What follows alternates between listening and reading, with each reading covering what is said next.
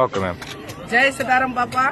આજે આ કુવાડા ગામે સોડાભાઈના ભાઈના લગ્ન છે, એના નિમિત્તે આમંત્રણને માન આપીને અમે બધા આવ્યા છીએ. ત્યારે રસોડાની મુલાકાત લીધી, એમની સાથે ચર્ચા કરી.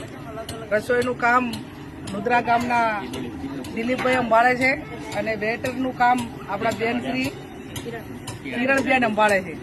તો એમને બેને મેં વિનંતી કરી કે આપણા ભારત દેશની અંદર આજે પણ 10-15% લોકો અનાજ ન મળવાને કારણે ભૂખ્યા ઊંઘે છે.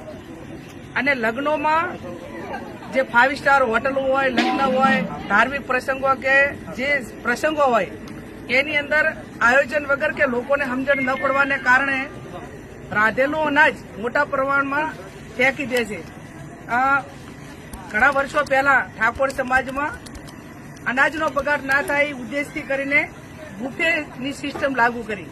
અને બુફે એટલા માટે લાગુ કરી કે કોઈને બાળક હોય, સ્ત્રી હોય, પુરુષ હોય, એને પોતાને જેટલું જોવે જમવાનું એટલા પ્રમાણમાં જાતે લઈ લે.